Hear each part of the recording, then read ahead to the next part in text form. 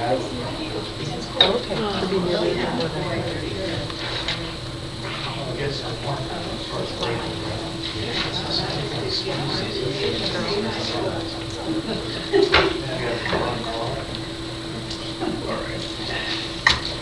evening.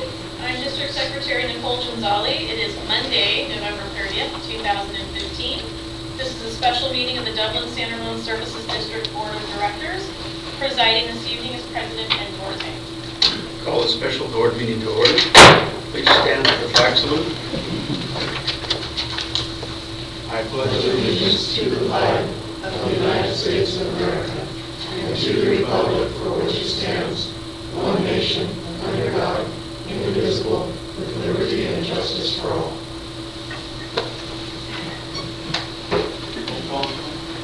Director Michelot? Here. Director Monheer-Leopold? Here. Director Halkett? Here. Vice President Howard? Here. President Duarte. Here. Special announcements and activities. John? It's the only special announcements or upcoming conferences. So tomorrow night, it's President Duarte, yourself, Director Howard, myself, and Carl will be in Aqua at the end of the week. And then CASA is coming up in January. Georgine and Pat already indicated they'll be attending for business purposes. Ed, you've been designated the voter. Correct. For any events at Aqua, and Georgine as board member, we've signed all the paperwork that you're the designated voter on behalf of the district. Forward on that, so that should solve all the emails you're getting. So we hope having the right forms for that. Well, we are not bothers as well. If they had bothers to mention that a board member have to be the voting representative at a CASA board, it would have been no problem. Well, let me do that. Well, we kicked it around a lot, so by notice, everybody was on the same thing. Okay. Public comment. At this time, those in the audience are encouraged to address the board on any item of interest that is within the subject matter jurisdiction of the board and not already included on tonight's agenda. I see no blue speakers cards. Is there anyone in the general public in attendance? Just us family. I'll consider this item closed then on public comments. Item 6, reports. President Duarte, it's a couple of small items. Yours truly actually finished the Wise Water user credit on a quiet Wednesday last week. We'll be issuing credits of around $7,700 for customers who have been within the criteria that we set. As you remember, that ended November 1, so we got around to finishing that customer service. It will show up on customers' bills as a credit. So just for information. We have a senior managers meeting, and one interesting point of note that we've hired 10 people since about the middle of the year. So Michelle's group has been very busy bringing in people and getting them hired and moving. We've got 2 more that will come on about the first of the year, I think. One before the end of the year in Dan's group, and a new analyst in the finance group. So it's been busy, and I think, as you know from planning the numbers, I think it's going to continue for a while. So we're making some good progress. One other point of note, the Pleasanton Liaison meeting will be on December 14th. Meeting with them coming up. And that's it under those items. Correspondence, agenda management. Correspondence, there are 2 items, 2 copies in front of you. One is from a customer asking us to look into treatment by employee of the district. I turned that over to Vicki to look into. Just know this, there is some history with the customer, so it would be handled appropriately internally if you're okay with that. The other item is a little bit of interesting. It's from Jason Dezes. What is this? the Livermore Heritage Guild staff is working for me, he's looking for information dating back to 1965. Is doing some work on the opening of the freeway. So, I don't know if that's really a public records request, but it's correspondence that came in to look at, so maybe it might be of interest to you and get there, but he's doing some work on that. Nicole is trying to gather the information, because it's in the vault. It's not on. Tell him to contact me also, because we've been working on a history of DSRSD for a long time, and we do have bits and pieces.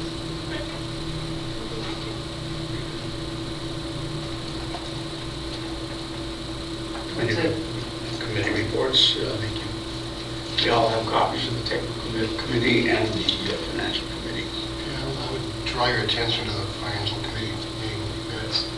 You know, it was a rollicking good time. It was focused entirely on the loan affair that was presented to us.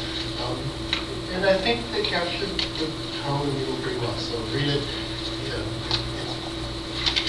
we did no action, so there's nothing to come to us right now. I suspect this one won't die this round, but there was no recommendation to do anything further with this with the committee. But the liaison committee should be aware, I'm sure that is number one topic.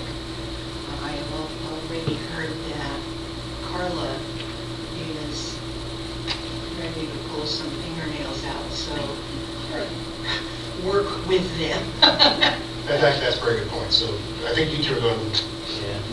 Yeah, Spend some quality time with John, he can fill you out. Well, basically, we said the same thing we said before, that it doesn't seem on the computer, it was in paperwork, he didn't have anything to do with us. I've got to follow what the Nelson said. So we'll keep a line, so.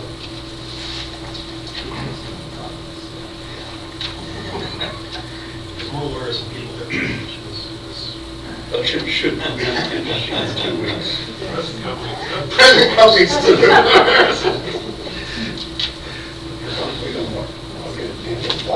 Yes, I'm sure that's just Yeah. topic number one. Just as an aside on the Technical Affairs Committee, Director Misloff and myself were squared around by Dan Gallagher and Clint, right? And we visited every single pump station. Take a look at the district facilities in the outlying regions. It's a 3-hour trip. Quite comprehensive, but well appreciated. Thank you, Dan. Okay, moving on to business item 7, approval of minutes. I have For the one record. comment about the minutes. There's one minor, it was corrected on the memorandum about the technical affairs committee meeting, but it says here that Rich and I were there, Director Halkett, instead of you and Juan. But it's corrected over here. Comments on the minutes. So I'll take a motion for approval with the appropriate correction. I'll move for approval with the appropriate correction. It's been moved and seconded. All in favor? Aye. Opposed? Passes unanimously. Business item 8 on the consent calendar. We have no items to consider tonight, so we'll move to board business item 9A, review and discuss drought management program. John? For the majority of this is the standing item to allow public comment. Seeing none, though, ask Dan to give you a brief update on the recycling case. Yes, President Duarte, members of the board, we wanted to just give you a quick update. Just before Thanksgiving, we reduced the hours on the residential fill station. We're open 7 days a week. We cut back to 4 days a week. But starting next Monday, December 7th, we're going to cut back to just 3 days a week. Our traffic volume is dropping way off. And we've been getting, as everybody knows, we've been getting a few little rains here and there, and I think that's slowed down people quite a bit. So starting next Wednesday, we'll be open, starting next week, we'll be open Wednesday, Saturday, and Sunday from 9 in the morning until 3 in the afternoon. So that, I think it'll still leave plenty of opportunities to come get water and we'll see how that goes as we get into the really cold part of the winter. I recall at our last meeting, if I asked you the question that I think we talked about on our tour of the organization, the grand total of all gallons that we distributed over the entire period, you had a total? Right. As of this past Sunday, this calendar year, 27.8 million gallons have gone home. And last year, calendar year 2014, it was 2.3 million. So if you add the 2 years together, you come to right at about 30 million gallons have gone home with people in the back of their pickup trucks. It says a lot for the district customers and for the district. That's great. That's great.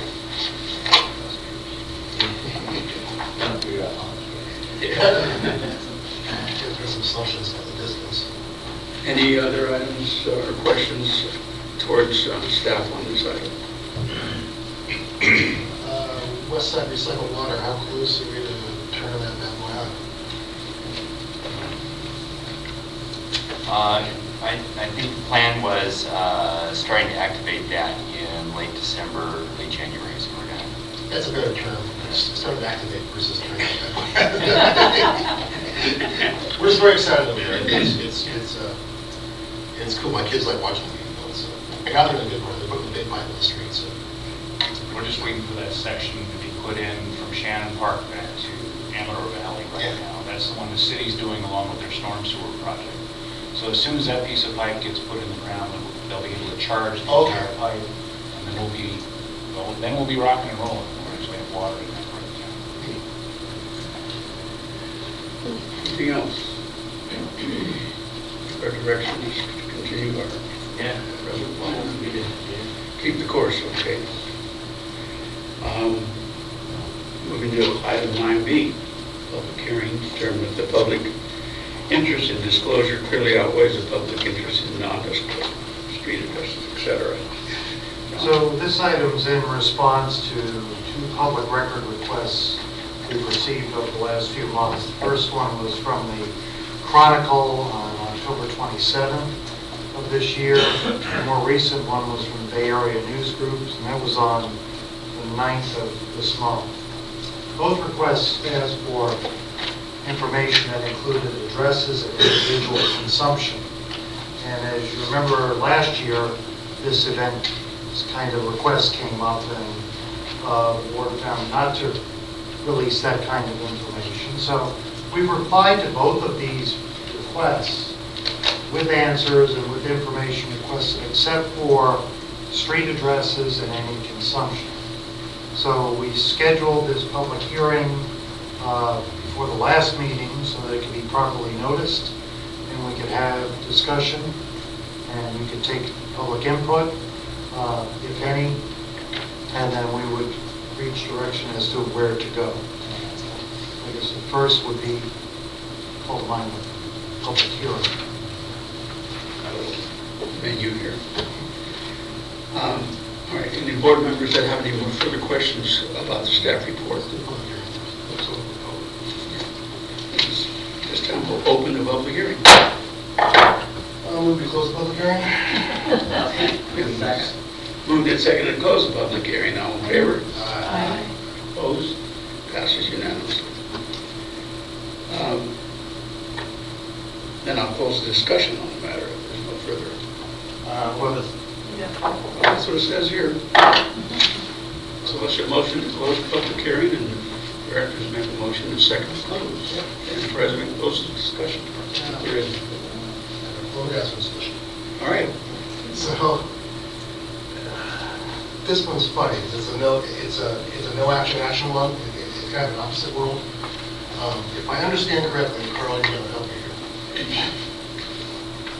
In order to release the information they ask, we actually have to make a finding that it's in the public interest by a 2/3 vote.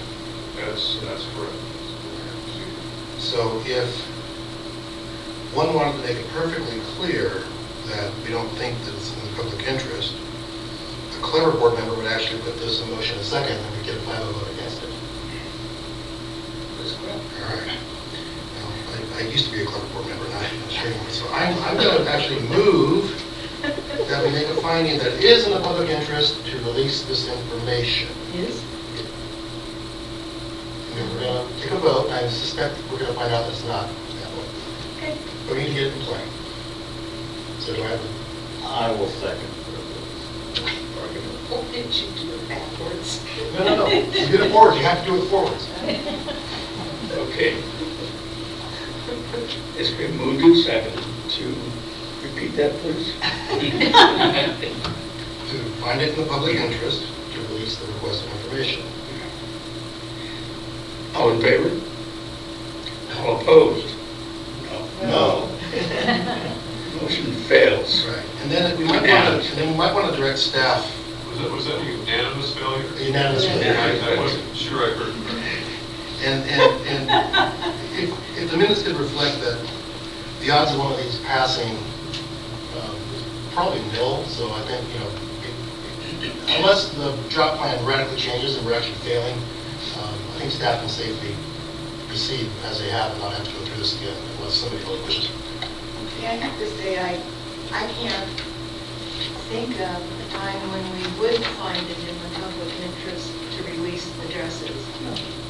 That just invites problems.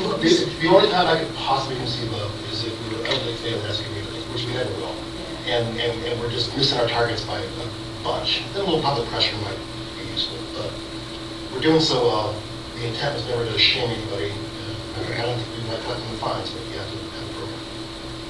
I just, when I was looking over all this stuff, and granted, I do have another outside this realm experience with the media, and this is like sensationalism, making or nothing by us releasing addresses and that kind of information, and it could violate their privacy. Yeah, I don't see They how don't need to know. I don't see how any reporter could make a case that knowing the person's address is in the public. Critical. I like the way they attempted, though. They said it's really important that they match the name with the address. It's like, we mustn't be able to do that. Well, there's also a point of consideration, and that's that some of the addresses, the people will move that the cause of the violation, because there's some pretty high turnover Yeah. in some sections of town, so. Okay. Closes that matter then. Closes it till next year. Yeah.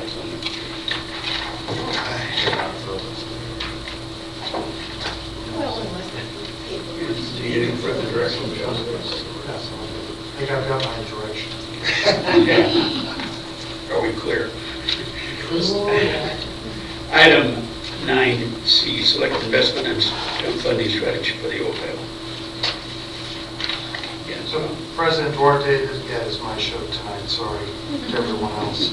I guess this is our annual review of the OPEB, and for those newer at this is the other post-employment benefits, which is primarily our medical and dental coverage of employees. And again, it's the cost of the retirees, retirement costs for employees, not the annual payment for this year of my coverage. And this is, along with pension benefits, thing that's receiving more scrutiny in the financial world for disclosure. And we've been watching it pretty close. And if you remember, a couple of years back, we did fund this pretty substantially. So it's our biannual update of that from the actuaries. Special note, we're going to see two things. One is just support that we're in the right direction with paying the required annual payment, and then there's an option that we have to make as to which investment strategy. Special note, thanks to Karen Baden, who's present, and she really handles all the, make sure this comes to this level, and that's working with the actuary, getting them all the information. She and Michelle gather detailed information, because you'll see this goes down to detail level, number of employees and age and everything else. So special thank you to Karen. She's taken on that and some additional duties as I've moved around in my job here. So thank you. So, as I mentioned, this is for the medical and dental retirees. Medical, all employees, there's vested and non-vested. If you remember a couple of years back, We went to a vesting plan. The dental covers employees hired prior to July 1, 2014. In 2008, seems like forever, we contracted with CERB. I know that's a nice acronym, but it's I guess a division of PERS, if you will, third party that manages, I got the right phrase, and they provide the administration of the fund. So this is a third party fund that's handling it. The money is out of our control of the board, so we can't move it, staff can't move it, it's with the trust. And you previously provided direction to use this serve as the funding mechanism. In 2013, we reviewed, and the last funding ratio was 101%. So we're in good shape going into it. The review that you have in front of you, there's a very detailed package in there. Bickmore and Associates, Catherine McLeod is the actuary. She lives for this stuff, and it's quite detailed. I think she goes several levels above engineering or accounting in her detailed use of numbers. And as she was talking through, was finding corrections. So you have a draft report in front of you that you'll finalize after the discussion this evening. There have been some changes since the last study. The big one is on this next slide, which is a lowering of the long-term rate of return from PERS. You've probably seen this if you've read anything about PERS. They're trying to bring their estimations of returns more in line with reality. Their fear is that the growth we've seen the last 10 to 20 years may be a little high. Not a big difference, but it does have an impact on what funding levels will be required. So that was one major change that's gone on since the last study. There's also another major change, and that's, just talk briefly, explicit subsidy and implicit subsidy. In the past, you would have only seen what's called this explicit subsidy. So that's an amount that's been agreed and is paid for the retiree health care premium. Implicit.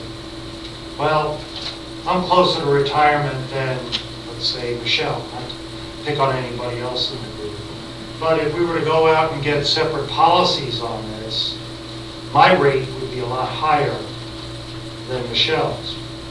Hers and all the other insurers use a blended rate. So if we have an older or more experienced workforce, using an average rate might leave us with more to be paid over time if there was change. So it's more expensive to insure me at this point in my career. So the major change that took place is the actuaries have tried to value the implicit subsidy this time through. So they are trying to reflect in this valuation the cost of an experienced workforce that isn't measured in the previous evaluations that we've had, if that makes sense. So there is a cost of having an older workforce is the key. And then you're going to see that as we get into this next slide. And I jumped these around a little bit this morning when I was looking at it. So the new valuation, I almost want a pointer up here. Is there one? Bert always has something to play with.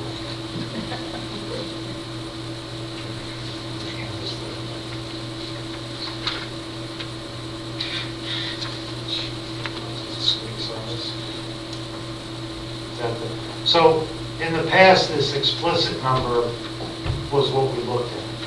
And that's the one I talked about earlier, was 101%. Just based on what the payment rates are with a blended rate. Well, a couple of things have happened. You see this negative 2.7. Well, returns were better than they expected the last couple of years, and the experience was better. So some people retired. The fact that we have this vesting plan has continued to help us, and there's a whole page worth of things in your report explaining it. But we're even better than it was last time, at 115% if we didn't do implicit. But then we want to look at the implicit, which is something we've never funded, never looked at. And that's increased the potential, if you will, liability, almost $3.5 million.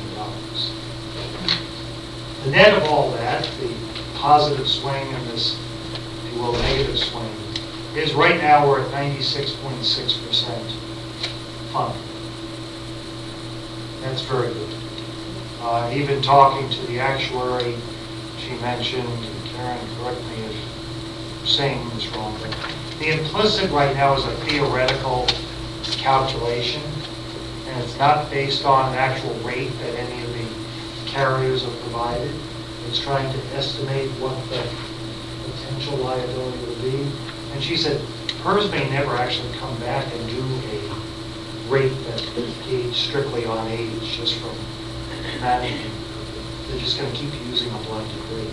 So we don't want to get too far ahead of ourselves by overfunding in totals. So the 96.6% is very good.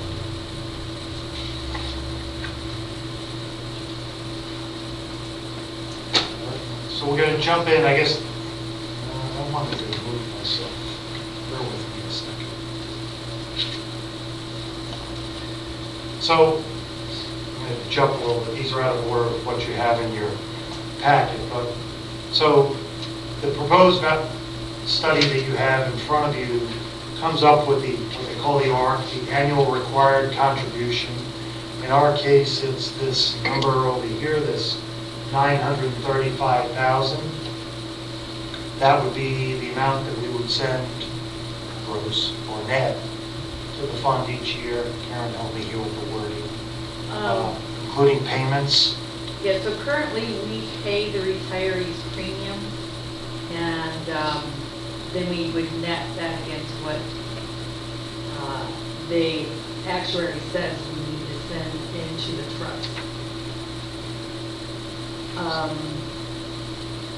So I guess the key is this year, for the first time, we're going to get money back from the We trust. are going to actually get money back from the trust because the implicit credit that we're supposed to factor in when you add that to the retirees premium is greater than the $935,000 that we need to pay. So we're going to be paying out by paying retirees premiums, paying our active employees premiums. We're going to pay more than we need to. So we can ask the trust now to pick up some of that cost. The key is 935 will be the required contribution for the current year. The trust is working as it's planned, and that we're actually going to net some of our payments with money coming back from the trust and our funds. The key that's a little different is how this implicit amount will be. We don't want to get too far ahead of ourselves, but we are in very good shape going in. We'll have payments every year for retirees. It'll come in bills from PERS going forward. So I guess the net is this is what we're looking at funding. The 935 is what we'll be funding on the ongoing basis, and that's in line roughly with the numbers that we've had in the budget going forward. I know it's a lot of numbers. Sorry, it took us a couple of days with the actuary to even try this. Back up. So that's just on an ongoing basis. The 936 would be the funding that we would have for the next 2 years. Then we have to make another choice, and that's what do we do with the money that's sitting in the fund? And if you remember back from 2 years ago, those that were here, those that weren't, we have 3 investment options we can pick. There's strategy 1, 2, and 3. They're very cleverly named. But as you can see from these, that strategy 1 is a little more aggressive. It has more stocks in it, basically. So it has a higher return. Of course, the results can vary a little more greatly in that fund. The lowest one has less in stocks, more in fixed income items, and would have, of course, a lower variation from year to year. We've been using Strategy 1. It served very well. You know, all the investment advisors' past history is no indication of proof of future performance. In my case, we're proposing that we stay with Strategy 1 for the next couple of years.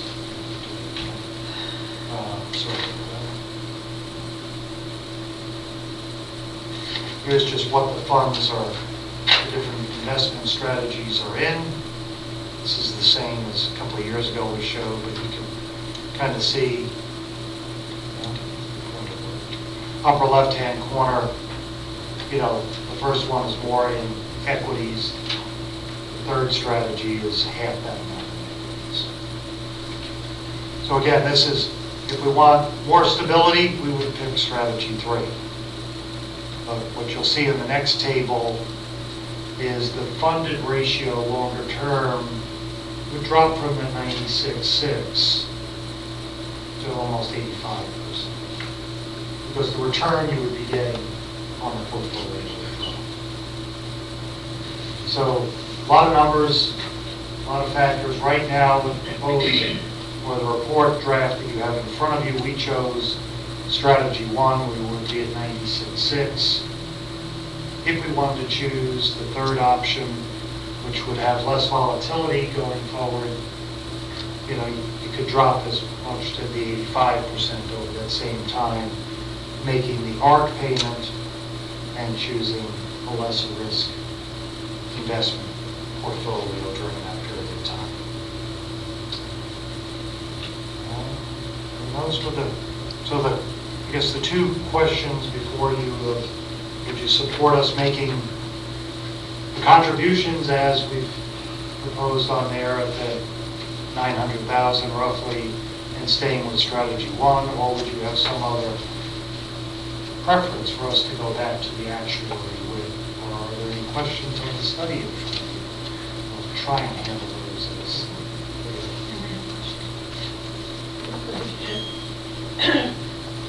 So are we going to pay the 935, or are we going to pay 935 less 122? pay the 935, the full amount is $1 million. And, right, the 100,000 comes back. What- Yeah, actually, there'll be no payment made to the trust. We'll pay the retiree premiums as we normally do on a monthly basis. And our active employees premiums, which have the implicit amount factored in. That's how they come up with $1,058,000 as our total cost, true cost. You go back a slide. Yeah. So the actuary is saying our true cost of retiree benefits is $1,058,000, which we are paying on a monthly basis as we pay our premiums to PERS. So at the end of the fiscal year, whatever our actual costs are that are greater than $935,000, we can ask the trust to pay us. Because technically, the trust is set up to pay the retiree premiums directly. We've just made the choice that we will pay them and ask for money from the trust as needed. That will cover the cost. So our cash out of pocket for the year will be $935. Total premiums. That's not going to the trust, it's going towards inclusive. So what most places are running into the problem is they will have to make their insurance payments during the year and be contributing money to a trust for workers' future retirement. And that's often in many cases is not happening. But we're in the case of we've already funded. Now these are the annual payments to keep us current, and now we're actually pulling out of the trust also. So accountants like go to T accounts. The 900,000 is coming out of cash, and the 100,000 for that additional money will actually come and be reimbursed by the trust. My only question was on the selection strategies. This is a one-year commitment at a time. We might do question was, can you, if the commitment is 2 years and there is no opportunity to adjust during the 2 years? If we want to change strategy, we have to have a new actuarial report prepared and submitted. The report is kind of the direction to the trust as to what to do with the money, and it's probably as much so that it's fully vetted, and there's not somebody in my situation just making changes as you go along. Because once the report is completed, once we select a strategy, the actuary sends it to SERV with the documentation that says we've committed to do XYZ, we're going to go strategy 1. And we're going to fund the ARC in this manner, and that's what we need to follow. If we do something different, then SERV will say, no, you cannot do that because this is what you said you were going to do. This is how we planned on it. So it really is it's a fund set up for the benefit of retirees, and what you're getting all this, and I think you're way ahead of many, and that you're having a discussion of funding is in good shape, and it's forcing the discussion to come before boards and councils to understand what the liability is. And I recall as of 2 years ago, we were like at the top in terms of funding and the Tri-Valley agencies. I think so.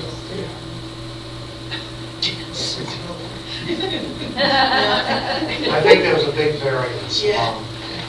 But you never really hear them talk about it other than to say, it's a large number.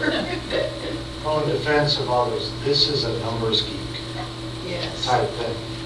And I think if you try and bring this up in some places, it's a difficult sell. And if it's a big number, it's scary. I mean, if you look at our numbers, the OPEB obligation is $12.5 million. That's an asset. That's how much Yeah. overfund, that's how much extra we have than what is required Oh, at yeah. this point in time. So the liability was what, 20 million? Yes. That's what they're thinking it will be for, how many years do they project? Through Ever? Through flat 10. taxes. I Yeah. see. Yeah. It's pretty long. Theoretical, they project out 30, 40 Can years. you let me know when they think I'm gonna die? Actuary will tell you. I She know. can tell us. I mean, that's what they do. This implicit really is just calculating by person with a modifier for what your age appropriate payment would be. Actually, they don't care when you're gonna die, it's when 1 million people just like you are gonna die on average. I don't like Anyway. averages. Thanks for that great comment. There's one other comment I'd like to make is, 2 years from now, this report completely changes again. In 2 years, we're going to have to book on our balance sheet the unfunded liability of OPEB. So just like this past, It's current. yeah. The financials they haven't seen yet. Oh, that's right. The financials I've seen, and you will see in a couple of weeks, have the unfunded PERS liability. So our retirement is now on the balance sheet. 2 years from now, we'll have to put the OPEB on. And we're gonna look really good. Is this the same format that's supplied to all other agencies? I guess in general format, I mean, how these numbers come from PERS and from... In general, I mean, everybody might show it a little different. Each actuary's report might be a little different. But they're using all the same data sets. Except that it applies to their employee base. Yeah. Right. It's explicit for each agency. Out of curiosity, how much was this report? I think like 5,000. That's not too bad considering the detail. I was really thinking it was going to be quite a bit more. spreadsheet driven once you look at it. It's like doing, year-end tax planning, once I have a question and a comment. All right, so I was surprised to hear that we're actually making payments for retirees out of our funds. But I think I get it, I want to say it and make sure I got it right. So instead of making the entire ARC, we're making part of the ARC as healthcare premiums directed to the carrier and getting credit for it. Correct. In theory, and the ARC is mostly driven by the accrued liability for our current employees. We've already funded the liability for our retirees. So in layman's terms, it's about $1 million a year of liability that we're generating for 1 year of service for current employees for future retirement, for future benefits. Yeah, that's what I thought, right? Yeah, because one way we could do it is, we have an option. We We could put do it. everything in the trust and then get the money back. Yeah, or the trust, yeah, all right, so we're just, And we just kind of net it. and that's fine. So the trust is working as designed. And then for all of us, just actuaries make accountants look exciting, so it's just it's a little different. The discount rate, it's important to not think that that's what we think we're going to get as a return. It's a number built on a bunch of assumptions that goes into a model built on a bunch of assumptions, and 96.7% is super good when you pile those assumptions that are projected 30 years out in the future. So I for one, am totally comfortable at this level. Maybe Director Halpern is to follow up for consideration and collective memory that next time we get it, we're still at this level, then we may want to seriously consider a little more moderate investment return and do away with volatility. Yeah, as long as it doesn't generate our ARC to that. I mean, Yeah. I don't want to artificially inflate the ARC. And I know now we're speaking in acronyms, which is actual retiree contribution, or everything is. You need some stuff from us, don't you? Yeah, motion to approve the recommendation. My motion. Okay, I will move to accept the select investment funding strategy. Been moved and seconded to to accept the recommendation for the select investment and funding strategy for OPEB. All in favor? Aye. Opposed? Carries unanimously. Item 9D, review the status of our GM recruitment. Okay, President Duarte, board members, you have in front of you an update. I guess the first thing you have in there is the flyer that's been put together, which is based on the conversations with you. So you have an opportunity to look through it. If there's any comments, I will point out this is probably the first and only time in my career that I will write myself out of a job. And we've actually put in a comment, because we did think it was important to say, and the wording was, that the interim general manager is not a candidate for the position, so as not to discourage people from applying, because people will kind of look the other way if they think there's somebody in the place already. But other than that, I guess the first, we want to really consider, are there any editorial comments to this? Otherwise, Heather is going to take it with her, and it's going to Aqua with her. I don't know what she's going to do to people. I guess be careful walking around corners, getting people's attention, try and get us some candidates. So, just if I may first, if there's any questions or comments on the flyer, there's a capture.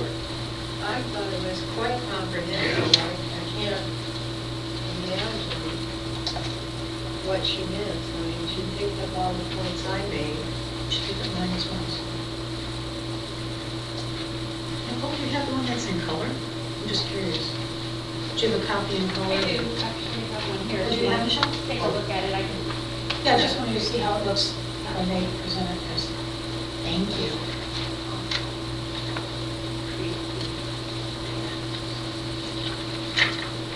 So if is When will this go out?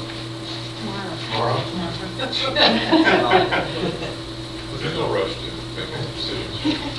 Well, there's- That's so midnight, She's already handing them out. That leads to the second part of the presentation. Director Haupt is probably overviewing these. If there are no edits or comments, then we will start the process rolling on that. Then the second question is, in the summary and rec, there's an outline of a proposed schedule and calendar. I guess the key date on here is the advertising period. We've had some discussions of informal ones, of maybe it can be shorter or longer, so I need the feedback as to when we might want to terminate the advertising. Now, we can always extend it at that point in time, so right now it's proposed to go through January 22nd. So we'd have the whole month of December and most of January, this schedule. Just what I'm thinking, I don't celebrate the holiday, but we don't really have the whole month of December. A lot of people go away from the middle of December to New Year's. And I'm just wondering if we should extend that a couple of weeks or a week, because a lot of people are away, the holidays get in the way of everything. I think this avoids the holiday. I mean, it goes to January 22nd, so that's... Just a curiosity. I think it's too long myself, but I'll put it out there. Oh, we got one too short. Let's be collective. Anybody, one, this is not a secret, it's all the buzz. Well, it's gone all over the state in already. regular circles. And anybody who deserves the position could probably get their stuff in, by Friday. I'm not saying do that, but you know, that being said, you know, shaving a week probably won't buy us anything, so I'm fine leaving it, but I think probably we'll get a bunch of, in the next couple of weeks, in which we could close it and start moving. Just not sense. Well, just a comment, I do have the same concern. I know for the month of December, I get absolutely nothing else done in my life, except Christmas, and, so, it's just a comment. Of course, then again, I'm not applying for a job that pays. Yeah, so I would leave it as...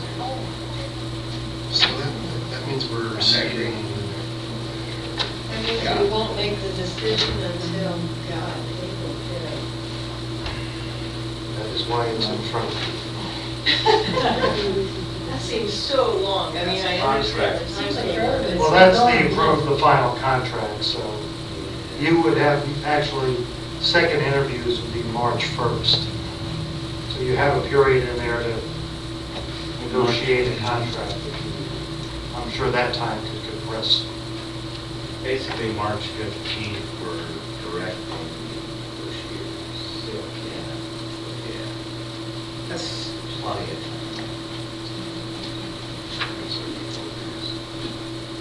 So 4 consecutive meetings starting February 2nd. Any other comments? Where's the code? People will share. Well, I'll move that we approve the flyer as well as the schedule for recruitment and selection. I will second. We actually need a motion. That's okay. Yeah. Oh, it's verbal. Makes it formal. In that case, And moved and seconded to approve the flyer as written and accept the schedule as proposed. All in favor? Aye. Against? Motion carries unanimously. Last item on the board business is the selection of our president and vice president for the board for 2016. I would like to nominate Director Howard for the office of president. I'll second that. Been moved and seconded to elect Director Howard as president for the incoming year 2016. All in favor? Aye. Opposed? Motion carries unanimously. And then I I'd like to nominate Director Halcutt for the office of Vice President. Can move to second to nominate, to elect Director Halkett as the Vice President for the incoming year 2016. All in favor? Aye. Opposed? Carries unanimously. Okay, now I have a question. We've changed this, I think, since last time, but that's not important. Does Maddie fall in line next, since she's, this specifically says elected members, not appointed? Yeah, So she doesn't fall in next. Right, she wouldn't. 2017? She wouldn't fall in next, it's 1 year after election is become eligible, and then So the she, other criteria. before she'd even be eligible, she's Right. got 2 years. But Okay. a year after the election. Yeah, it's good to straighten that out. Yeah, that's what the policy is. So when you move this around, Let's keep that in mind. then I guess I'll sit where you're sitting. We'll be fine, we'll be. I don't want you to figure it out. I don't understand. Sit wherever the fence is, Georgine. I need to know these things, you know, I can't wander in and sit anywhere. Okay. Item 10, board member items, written reports, travel and training. Ready? Well, I'll have one thing, but I'll wait till he last. Yeah, I attended the last Alameda County Special Districts Association meeting, and we had a great presentation from both vector control and the mosquito abatement district. We met at a community center because I guess both those agencies are rather small. But the best part of it was a representative from California SDA Association was there, along with a company who has written a program specifically for special districts, for smaller special districts, to set up a website. Because they believe, which we've all acknowledged, that having a website, no matter how large you are, is really important, and which you all may remember, that's one of the big things that has been hitting the Fairview Fire District at LAFCO, is the fact that they don't seem and appear to have transparency because their website's so out of date, no one knows how to update it. This thing this program is really great. You just go in and answer some questions. You can change a lot of it.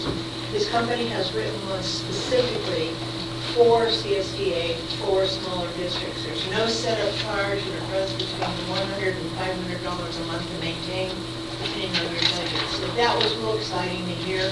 There's many, as we know, smaller special districts that don't have websites.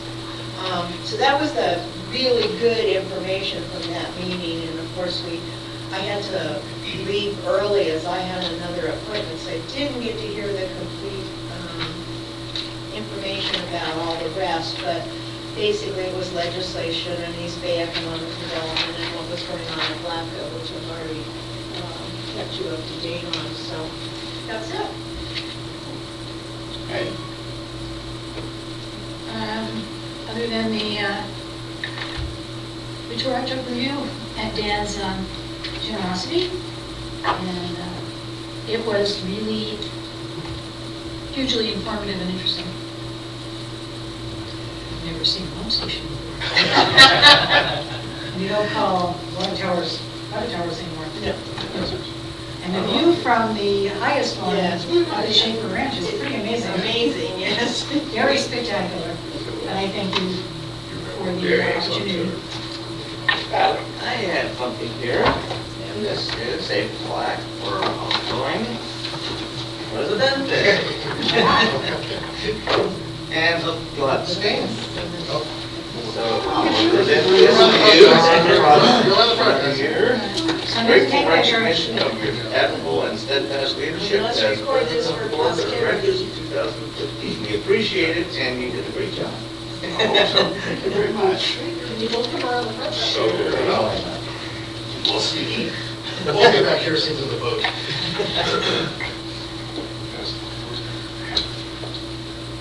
Well, he's, gone.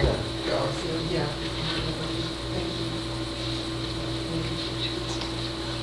Up there, okay. All right, we'll do the handshake.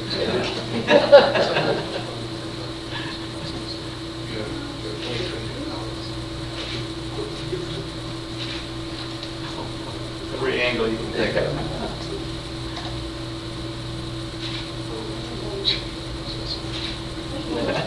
Good job. Thank you, board.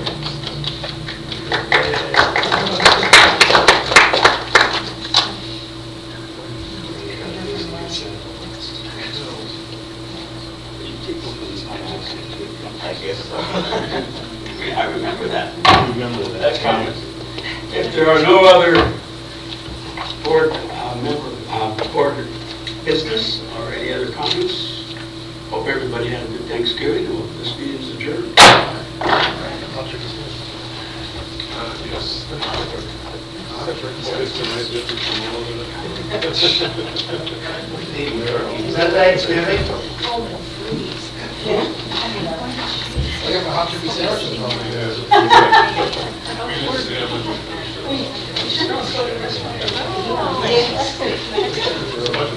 Edits made. See if you want to change. That was my advance. Yeah, I had went down to 65 and I turned it up to 69. That's what I did. Where it started, so. See us down there. Okay.